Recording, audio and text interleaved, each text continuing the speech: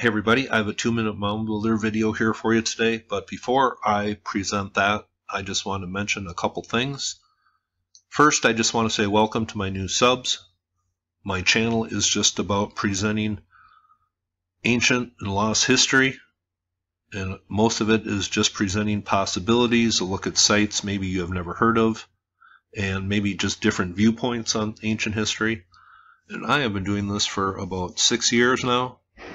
And I remember I was impressed when I went over 100,000 views for my channel, and just a couple days ago I went over 10 million views, and I don't even know what to say about that. Just something that I never intended to do, never expected to do, and certainly never expected to get that kind of viewership. That amazes me, and I just like to say thanks to anybody who's ever watched one of my videos, I guess, whether it be a music or ancient history video or whatever. I want to say thanks to all the people who have sent me messages on ancient America, ancient sites in their area. And I made an ancient America series about 3 years ago now.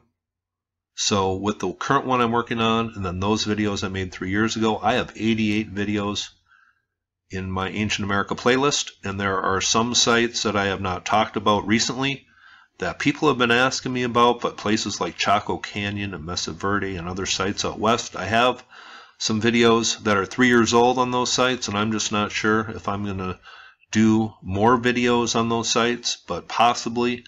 But really, this series has amazed me. Places that are not known, pyramid cities that really have been just lost to time and memory. This has been pretty overwhelming, but one of the most interesting things I've ever looked into, and I really encourage other YouTube channels to look into this ancient America thing. But here, yesterday, Enigma Seeker did a video on the lost Troyville mounds, and it doesn't matter whether I agree with all the information presented, just as long as these sites are brought forward. That's what it's all about. But it was nice to see a video on a lost ancient America site pop up.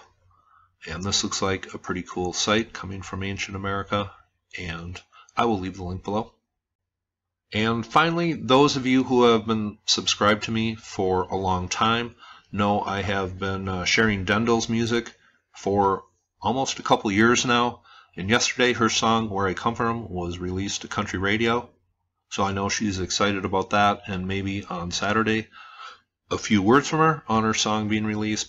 But I want to mention that I know some of you have become fans. She is very talented and a good friend.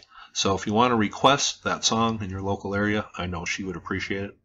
But once again, thanks to the people who have sent me messages on ancient sites in their area. I have been amazed at this, and really not much freaks me out these days looking into ancient history because it's so unknown and vast. But this Ancient America series is kind of freaking me out a little. And once again, thanks to anybody who's ever watched one of my videos. 10 million views, well, my little hobby.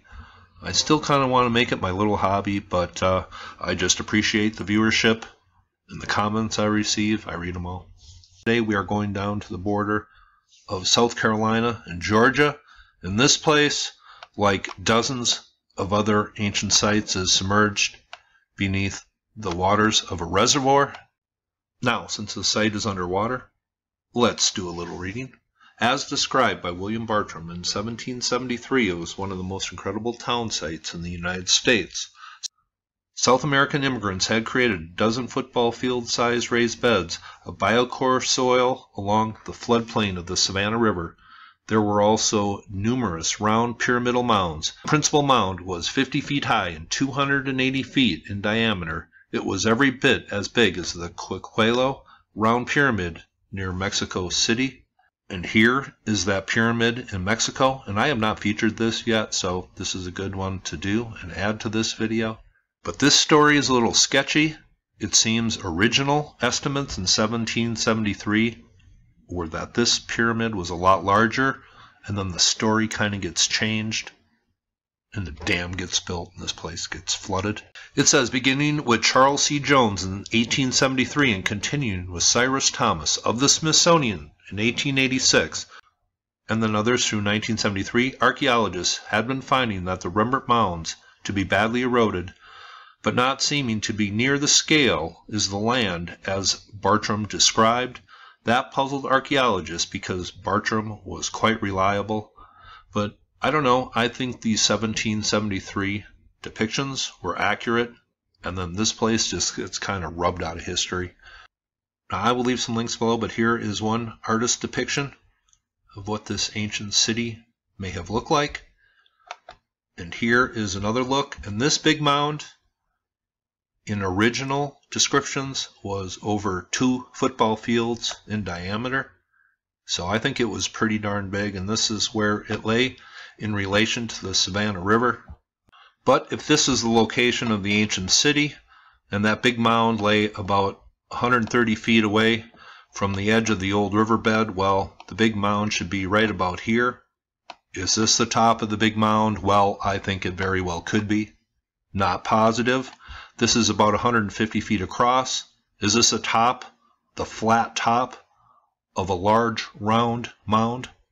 Well, I don't know. It could be. It fits the right place, and I don't see any other round islands in this reservoir.